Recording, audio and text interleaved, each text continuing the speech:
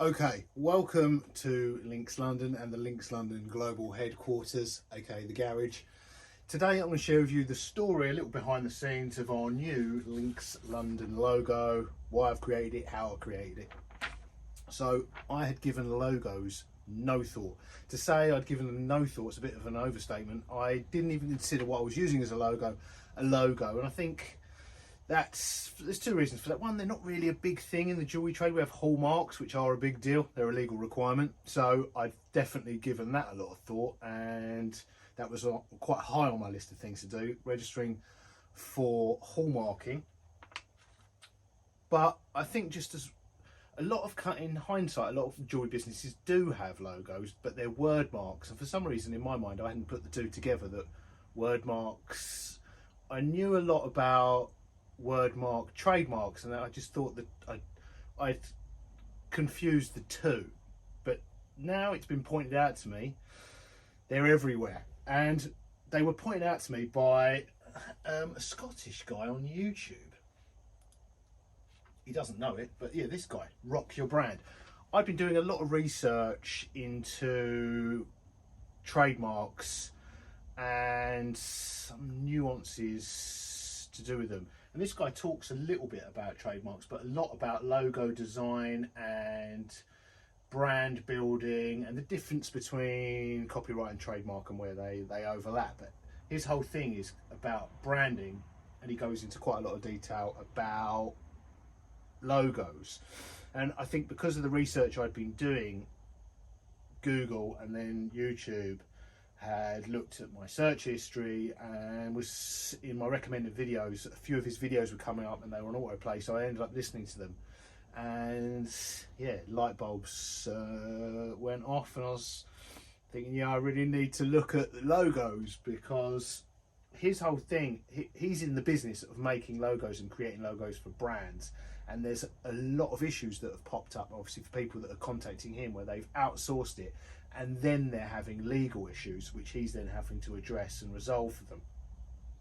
So it was one of those things, I had given it no thought, logos, and then the more I started looking at it, the more headaches he was pointing out could arise in terms of copyright and trademark infringements and all the sorts of legal issues that people he was helping were encountering.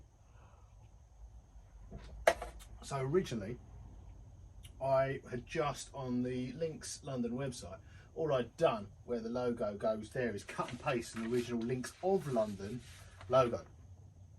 For those of you who are new here, Links of London was a British jewellery brand founded in 1990 and went into liquidation in 2019. They made some cool stuff, and they're very much the legacy of the business, and all their products is very much part of the inspiration for Links London, because we're going to be repairing, restoring and then reselling some vintage and original Links of London pieces. But also we need to separate our new business and brand, Links London, from Links of London. First of all, because they went into liquidation owing over £100 million, so we don't want to be confused with that by all the people they owed money to. And secondly, we'll be selling both in the future. We'll be selling both vintage and retro original pieces, and hope to be selling new pieces, so we don't want consumers to be confused between the two. So I had just cut and paste the original logo, because we've already got the intellectual property in place for that. For me, because I was confusing word marks and wordmark logos and trademarks in my mind, they just sort of seemed to be the same thing. I just presumed that was just convenient, but it turns out that in itself is a logo. And moving forward, it makes sense that is set in stone and will be on all the original variations of that, will be on the original packaging and the original pieces. And then when we create new pieces, we'll have our new logo. So then I had to start looking into logo designs, which goes back to this guy, Rock Your Brand. Got a logo. It doesn't seem to upload on his channel very much, and I did have a quick look before I hit record on his website, and it's under construction, so he seems to have disappeared for the time being. But it looks like he's done that in the past a few times as well. But still, the advice is still relevant, and if you've got to create a logo, I'd recommend checking out, especially if you're in the UK, because I think he's in he's got a Scottish accent, so I'm guessing he's in Scotland.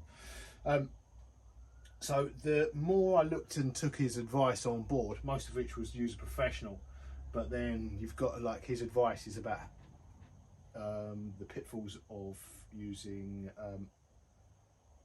so-called professionals that are actually amateur. He's giving people the benefit of the doubt, thinking that they don't know what they're doing, but it could be that they do know what they're doing. They just don't care. They're just taking people's money and hoping that your brand doesn't take off, and they then don't get copyright or trademark infringement claims against them. Because I'm glad I watched his content. I didn't realise how complicated logo design and the legalities around the copyright issues with logos could be, which he explains. And I'm very much still aware that, you know, you don't know what you don't know, and there's probably more I don't know than I do. So I kept our logo very simple and did it entirely in-house to avoid some of the pitfalls he points out when it comes to copyright claims and trademark infringements, when I didn't realise that the fonts themselves can be and often are copyrighted.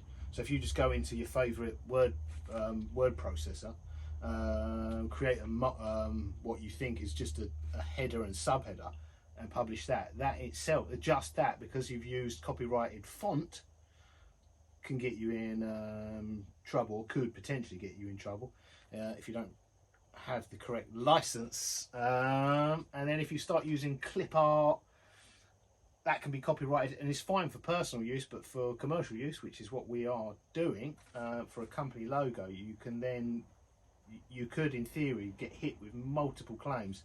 You know, you could get one if you go on one of these websites. I even had to Google a lot of the terminology he was using. He was talking about competition websites. I have no idea what they are, but you can host. There are multiple websites where you can hold competitions for people to create your logo, and then you pay the winner.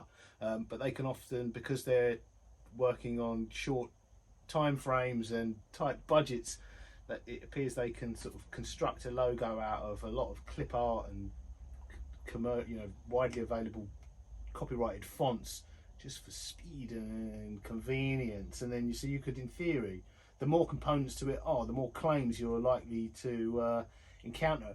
And a lot of this is if you become successful. If your brand just, never goes anywhere, no one's going to care. But if you become the next Coca-Cola, or your clothing brand becomes the next, Ralph Lauren, people are going to be looking. You're going to be getting licensing agreements or cease and desist in the post.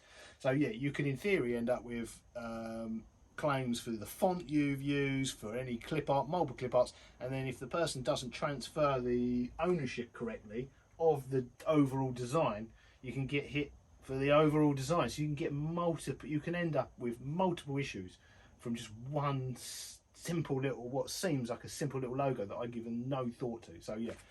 I like the original logo, the Links of London logo. It was cool, it was aesthetic, but I don't think our one's an improvement of it aesthetically, but it is an improvement in terms of digital practicality.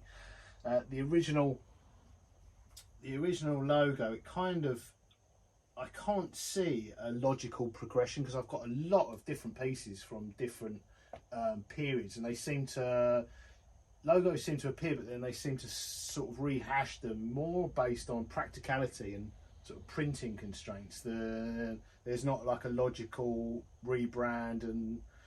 They sort of move forward but then back again. They just use them intermittently. But originally, this is a cufflink box from 1994. And that has actually got Links and of London. At some point they dropped the of there and it became just Links London, still with the cufflink chain, but then at some point the cufflink chain moved above, and that was in lieu of, so it was Links and then the chain feature of London. Sometimes it was just Links, sometimes it was just the chain. There was no logical progression to it. They had a few, and I'm not entirely sure which one was the primary logo and which one wasn't. But the only thing that remained consistent was the heading, subheading, layout, and the subheading was always between the I and the K of ones I've seen so far. It moved a little bit, and obviously with some there was the of London, but even when it was of London, the two words, it was between the I and the K. And originally this was, what I've found out now, is a serif style text or font, so it has these little feet and embellishments on the ends of the characters. And this London, the subheading was almost, well no, it wasn't almost, it was a different font. It's not only a different size because it's scaled down, the links, and that seemed to be consistent as well, that the links was bold and this was, the subheading was regular. But this later on, and I reckon it was probably to do with printing reasons, became sans serif as well as the London, but they were still slightly different fonts. So going back to this, one thing I learned from this guy, Rock Your Brand, was that you cannot just make changes to existing work. You can't, no matter how significant the changes are or how minor the changes are, you have to start from scratch. So you can't just change the font slightly, or just change the layout slightly and call it a new thing. You've got to start from scratch. So the more I looked at this, the more I was getting a little bit frustrated, I guess, at having to do it, because I quite like the old one, but it's like, well, we need a new one, and plus us having the new one will give us greater copyright control if we hit the jewelry jackpot and have, you know, the latest trend at any point, and the Chinese factories can make it faster than we can. We'll have, at least we will have greater control over the logos moving forward. So yeah, I didn't want it to be a complete departure, you know, it's like looking like Coca-Cola, but I didn't actually look at Coca-Cola's branding.